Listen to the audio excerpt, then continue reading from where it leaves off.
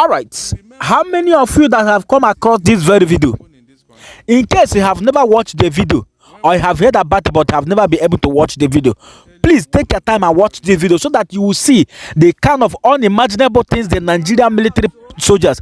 Look at how the Nigerian government are going from houses to houses, unaliving the innocent civilians, burning their houses, and yet everyone was silent as if nothing is happening. The Nigeria government media that's supposed to be covering all this kind of evil atrocity that is going on before the mankind, all of them are just silent as if everywhere everything is all right. So my people, I want you to take your time and watch this video to the very end of it so that you see this by yourself, because they say seeing is believing. And as you're watching this video, spread this message, share the video, let the video go viral so that it will reach to the world, so that the world will see what is going on secretly in Nigeria government, so that the world will see the kind of the evil atrocities the Nigeria government is committing before the people of Southeast. Please just take your time and watch this video. You will shock for what you're about to watch. I'll be right back. Take a look. Yeah, we'll last have you.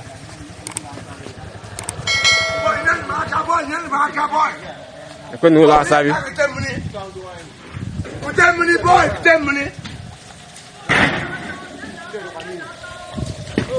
Who last have you? How? Really? Boy, look at you mentally here. Boy, you know, I'm talking about me moving here. We are live. Everything. I'm in here. Look here. Whatever.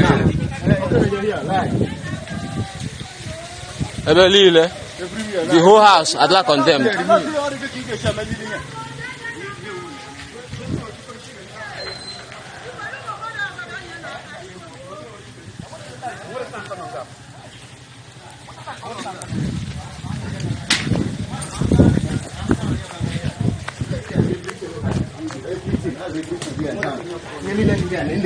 Everywhere is gone. Everywhere.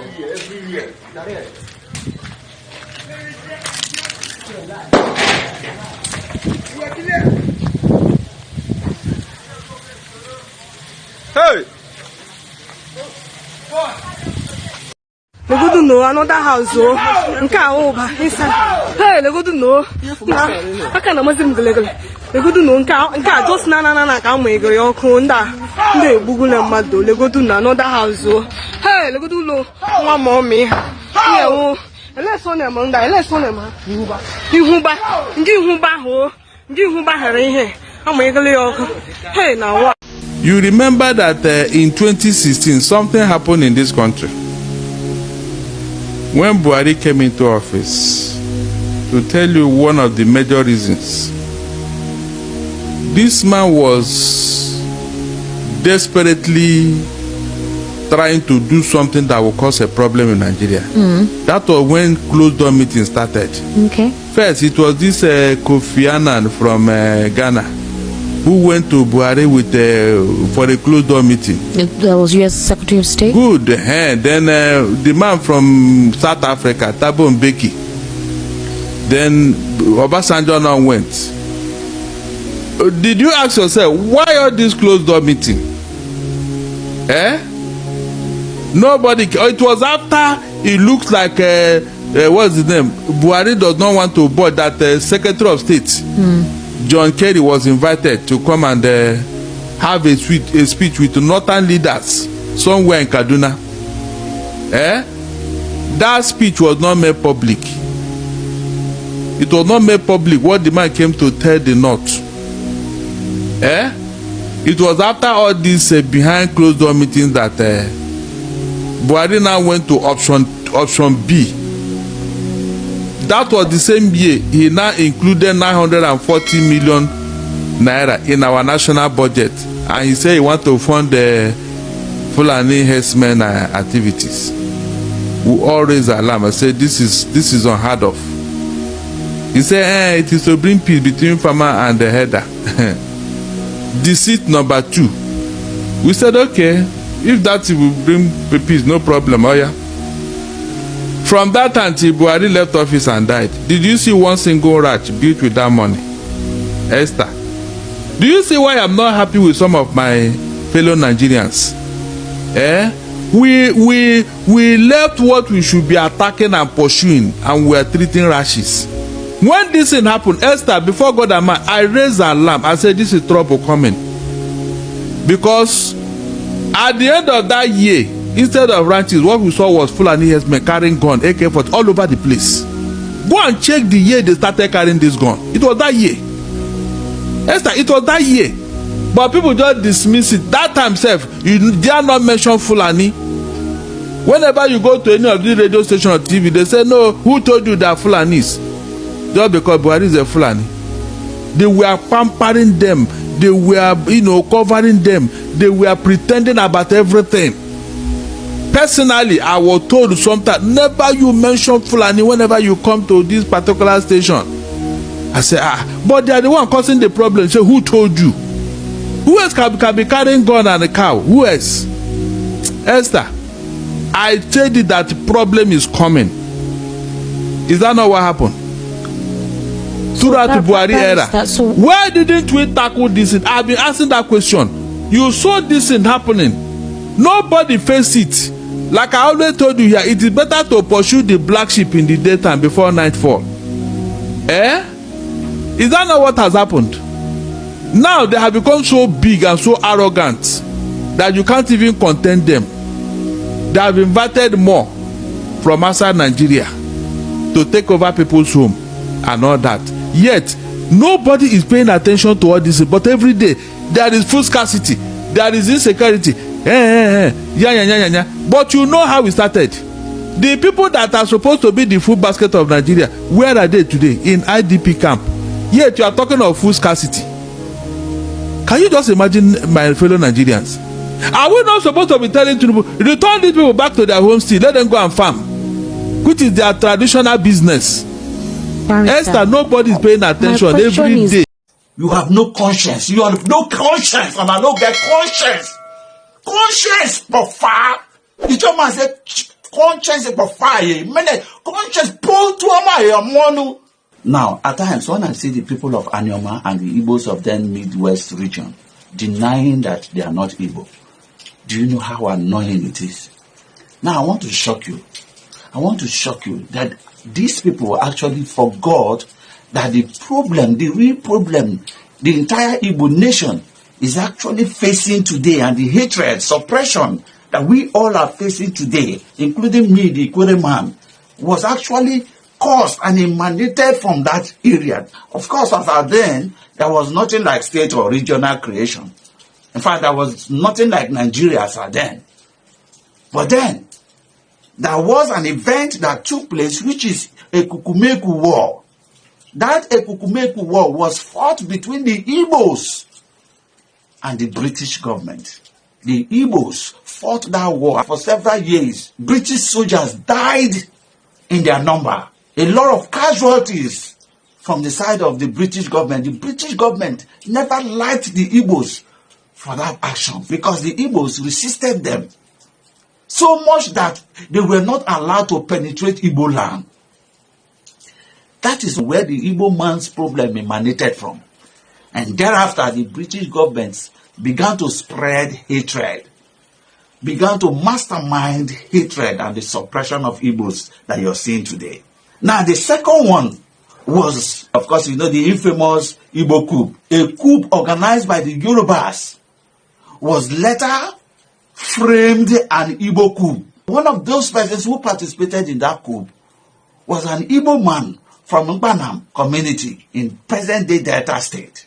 His name is Chukwuma Kaduna. Today, you will be shocked that when you go to such communities where the problem of the entire Igbo nation, where entire race was tagged and was made to be hated, you will see people from that same community claim that they are not Igbo. It will shock you.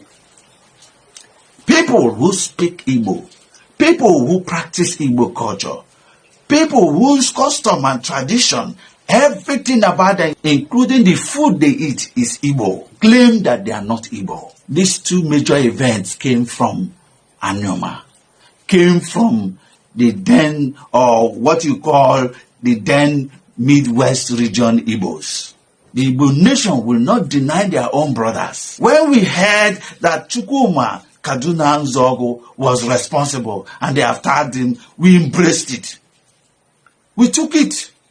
We chested it and fought for it. For 3 years, the entire Igbo nation fought another war for 3 good years because of the problem a Delta State Igbo man from Akpanam caused on the Igbo nation. We fought 3 solid years, and the casualties was more than millions. Over 3 million souls of Igbos, innocent Igbos, were killed because of this same Anyoma Midwest Igbos of present-day Nigeria. And then, without conscience that these people fought for us, these people stood for us in the Kukumeku War, these same people stood for us in the Civil War, embraced what they never crimed, they never committed. They stood for us. In spite of all this, you still come today to say, I am not Igbo. When you speak Igbo, practice Igbo culture, tradition, custom, and you have the guts and the temerity with no conscience, and you say you are not an Igbo man. Then when you finish claiming that you are not an Igbo man, you still go back and commit crimes. And the entire nation will still target Igbo man. And you come to tell the Igbo nation you are not an Igbo man. The one fools from Yoruba land who came to invade the Igbo territory of Idu will now be putting fire on your bottom.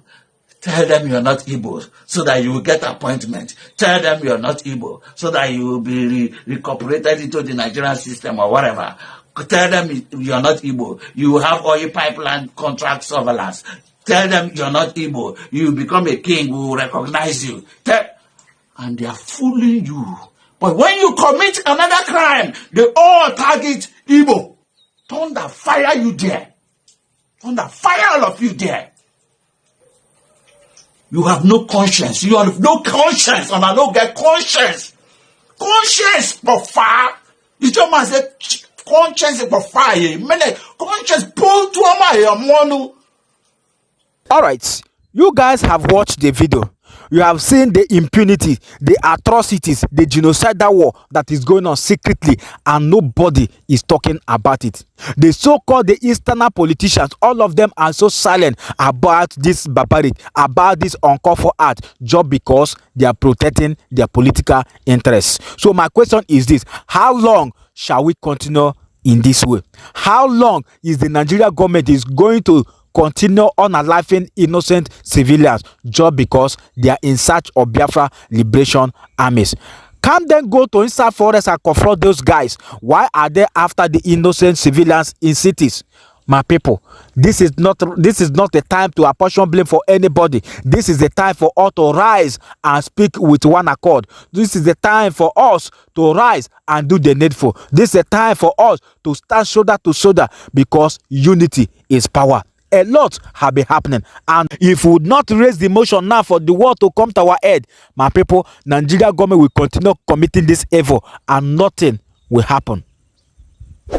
Look at how we have been crying. They have been killing us. They have been destroying us since 1967 till this very moment, and they are not backing down anytime soon.